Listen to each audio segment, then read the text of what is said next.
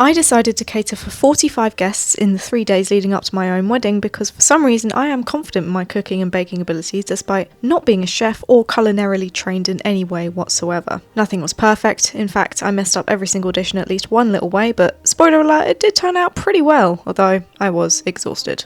Anyway, here's how it went. I spent months testing recipes and preparing what I was going to do, so nothing was a surprise in terms of method, although it was very different in quantity and slightly more overwhelming than I expected. I bloody love a spreadsheet, so I made myself a spreadsheet for each day of cooking, and it's all colour-coded and split into 15-minute steps. The success of my schedule varied wildly, but that's okay, it made me happy. We start off day 1 strong with the first stage of making croissants. I had a never-ending wrestle with my electric whisk, which is probably about 20 years old at this point, with a controversial chef on the box, so as soon as my almost husband came in and saw me struggling, I asked for a new one for Christmas.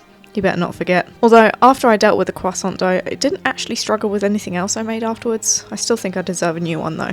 I also pre-made templates for each stage of this folding thing that you do with croissants. I didn't end up using a lot of them because I'm also not mathematically trained in any way and I messed that up a little bit too. I wanted to make double the recipe but half-sized croissants. Even just saying that has confused me. Anyway, I got the maths wrong, so the templates were quadruple the size instead of just double. We move forward. Dish 2 are 2 types of flapjacks. Flapjacks are my favourite and I've made them a lot. I was really excited about these, but on my super detailed shopping lists, I didn't write down. I don't know why I didn't write this down, I have no excuses for this.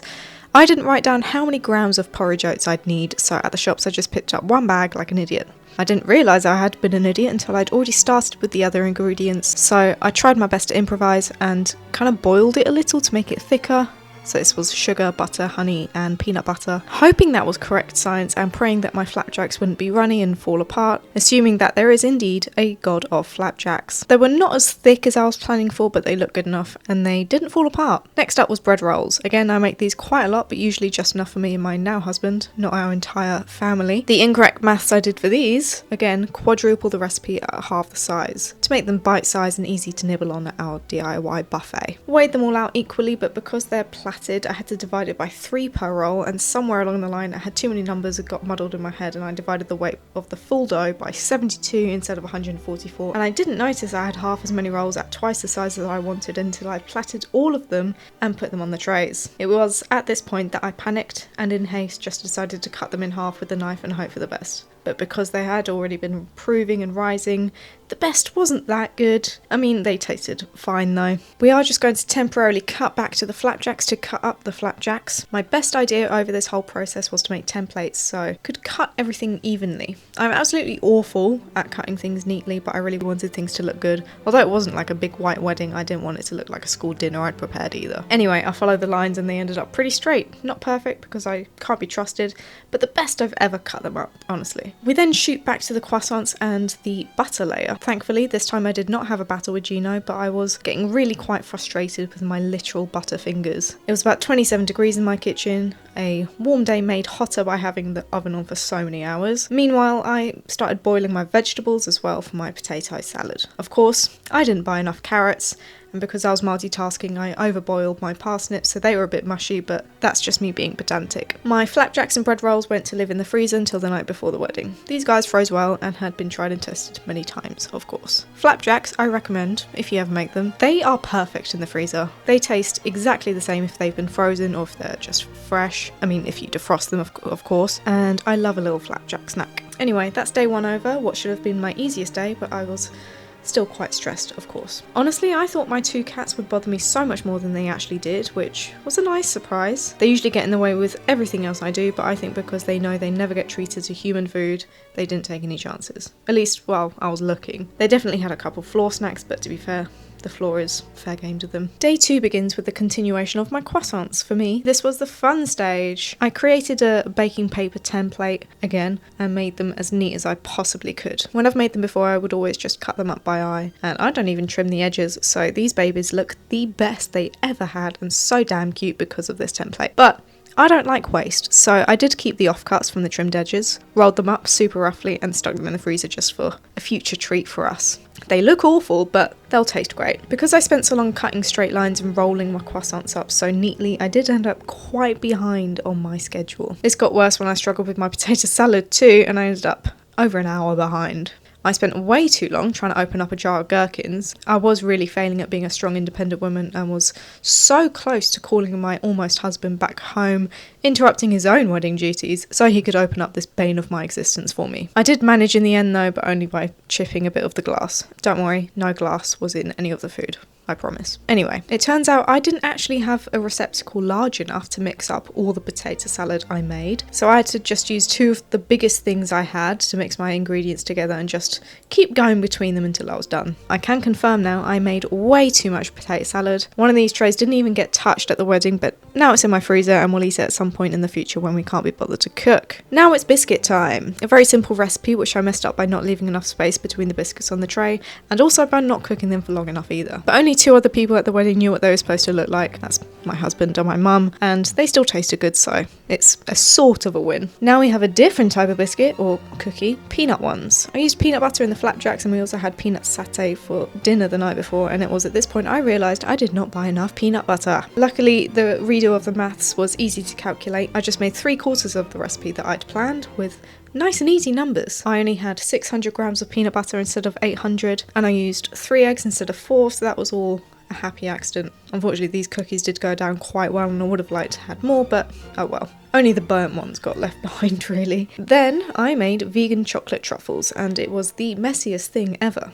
On the bright side, they didn't take nearly as long as I'd thought, and I ended up making up my time and then another half an hour ahead as well. I hadn't made them with vegan cream before, as I am not a vegan, but I had 3 sort of vegans to cater for, so like actual vegan, flexitarian, and just allergic person, that sort of thing. So I had to give in and make something for them to eat instead of just buying stuff for them. In this footage here, I don't know it yet, but I will get some bad news this evening. Obviously at this point I'm a fair amount deep into the planning and cooking process. I got very annoyed when I found out that the only actual vegan out of the 45 people invited was now not coming, along with her semi-vegan daughter, but at least the non-vegans enjoyed these two.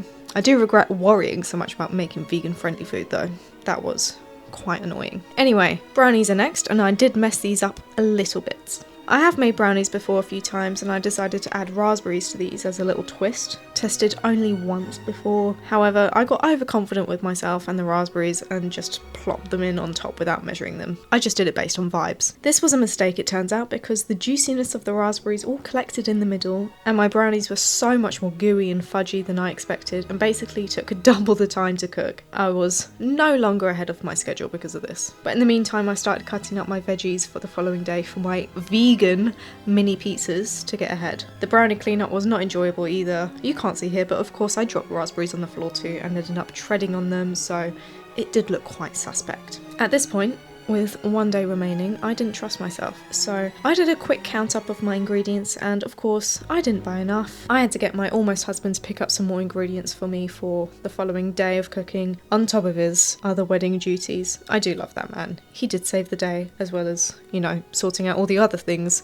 that needed to be sorted for our wedding. I had a very early start on my last day of cooking, the day before the wedding, because of course I had other jobs to attend to as well. I was very tired. We begin with carrot cake, which ended up being one of the only dishes that got completely eaten. It was a favourite for so many people, which is a bit surprising, but I do agree, it was delicious. I'll make it again soon. I don't need an excuse for cake. It takes an hour to cook though, so meanwhile I made these poppy seed pies, which is a popular Czech or Eastern European ingredient. I think it's delicious, but for British people it can be controversial in my experience. I needed the dough for what felt like forever, but in reality it was probably only about 5 minutes, and I was absolutely wrecked from this. In between the steps for these pies, we moved back to the carrot cake and relined the trays for the banana cake, because of course, you may have noticed this isn't a professional kitchen, so I don't have enough supplies for mass catering. Personally, I don't trust anyone who doesn't like either banana cake or carrot cake. They're both great. I don't care if you don't eat fruit or vegetables, it's surrounded by sugar anyway. Pick one, they're both delicious. Don't be a child. Anyway, the banana cakes for some reason took so much longer than usual, and I ended up having a mild panic and overbaked them. Poor Hollywood wouldn't be happy, but they weren't too burnt, just a bit dry. These were also made for the vegans especially, so no harm there. Meanwhile, I did prepare the rest of the poppy pies. They were probably all just a bit too big for a snacky buffet situation, but people liked them on the whole, so I can't complain. They were all worth it though, until I dropped one. Not even the cats would eat that one, unfortunately. At this point, I was indeed losing my marbles just a touch and doing several things at once, including